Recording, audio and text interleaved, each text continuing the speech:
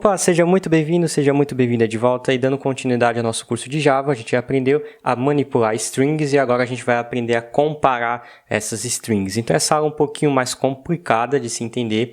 Faça com calma, preste bem atenção, porque essa aula vai exigir um pouquinho mais dos conhecimentos técnicos aqui da linguagem, tá bom? Então a primeira coisa que eu vou tentar fazer e brincar com a nossa aula de hoje é pedir para o usuário digitar uma senha, tá? E a gente vai validar se essa senha consiste, né, se realmente uma senha é válida ou não, caso seja uma senha que a gente já tenha armazenado em algum lugar. Então eu vou armazenar uma senha aqui, que seria a senha que a gente precisaria eventualmente escrever, como sendo 1, 2, 3, 4, 5, 6, tá?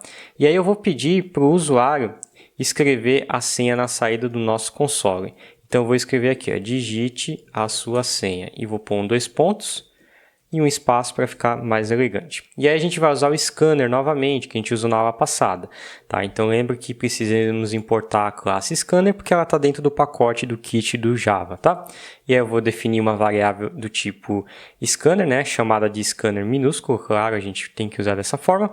E aí eu vou eu vou criar um objeto chamado de system.in. A gente vai aprender sobre objetos nas próximas aulas, mas só para a gente ilustrar aqui, é assim que a gente vai pedir para o usuário escrever alguma coisa no terminal na linha de comando. Então eu vou armazenar aqui a resposta de volta do meu usuário. Eu vou chamar ela de pass, que seria a resposta que eu eventualmente vou escrever lá na linha de comando. Então, para eu buscar essa resposta, eu vou usar o scanner.nextLine, ou seja, ele vai esperar que eu digite alguma coisa até essa linha.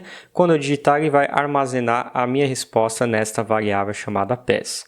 E aí sim, eu vou imprimir a minha senha para validar se ela é igual ou não à senha armazenada aqui localmente. Então, o que eu vou fazer? Primeira coisa, eu vou imprimir, tá, uma seguinte expressão. Eu vou usar o password, que a gente usou na aula passada, .equals, para validar se essa senha é igual à senha que o usuário forneceu, tá? Então, como que a gente vai fazer? A gente vai apertar o play aqui para escutar a entrada do usuário. E aqui eu vou escrever o seguinte, ó, 1, 2, 3, 4, 5, 6. Então, a senha é verdadeira? Sim, a senha é verdadeira por quê? Porque ele deu igual, ele realmente conseguiu comparar as duas senhas. Mas você pode estar me perguntando agora, mas Thiago, por que a gente não usa igual igual? O que aconteceria se a gente usasse igual igual nesse conjunto e realmente dissesse a senha correta, como 1, 2, 3, 4, 5, 6? Qual que é o retorno? O retorno veio false, mas a senha não é a mesma, a gente não escreveu 1, 2, 3, 4, 5, 6 e mesmo assim ele retornou false, que essa senha não é igual. É o seguinte, quando a gente utiliza esse operador igual igual em strings, tá? Há dois estados que ele pode acontecer, tá bom?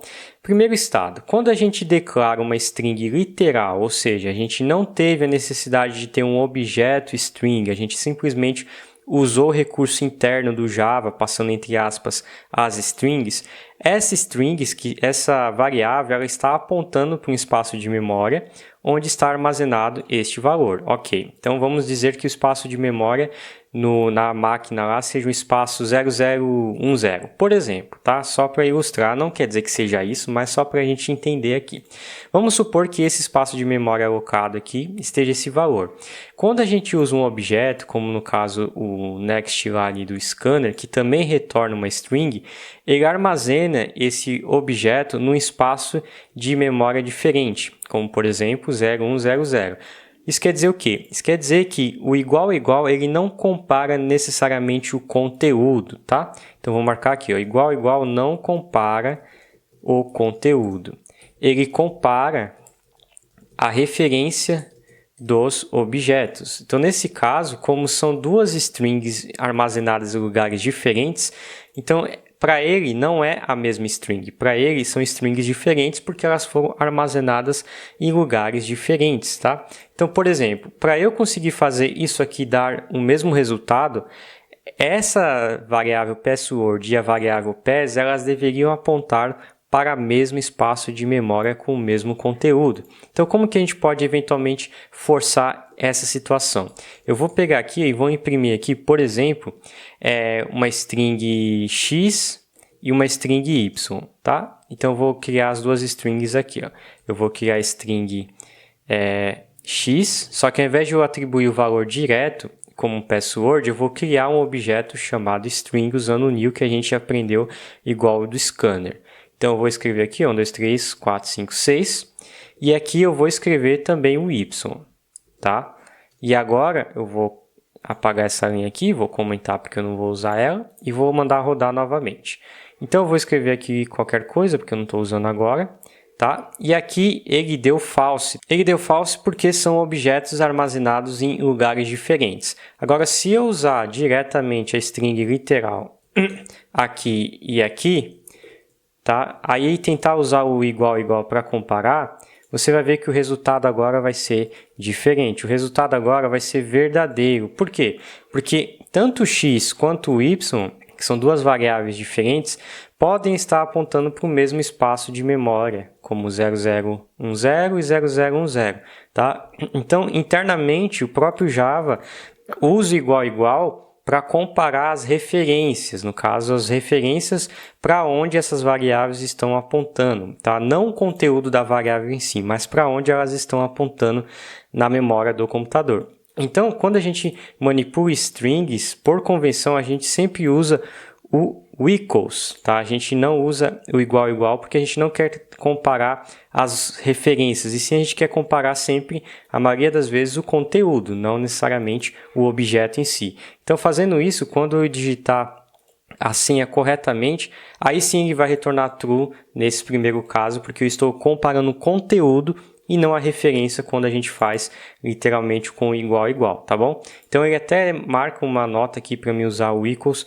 para ter mais eficiência, tá bom? Então essa é uma diferença e é assim que a gente compara strings no código do Java, tá? Então se você quiser eventualmente comparar uma string com igual, talvez ela não dê o resultado que você espera, porque eventualmente sejam strings diferentes apontando para espaços de memórias diferentes, tá bom?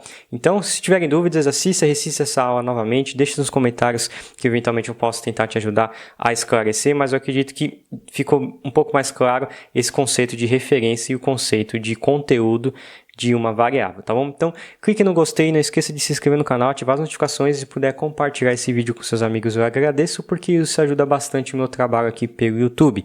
Se você quiser se aprofundar também em curso de desenvolvimento Android do zero ao avançado, link na descrição desse vídeo, são treinamentos com mais de 17 módulos para você se aprofundar na linguagem de programação e Java e realmente começar a criar seus próprios aplicativos de verdade, tá bom? Então, eu vou ficando por aqui e te vejo no próximo episódio.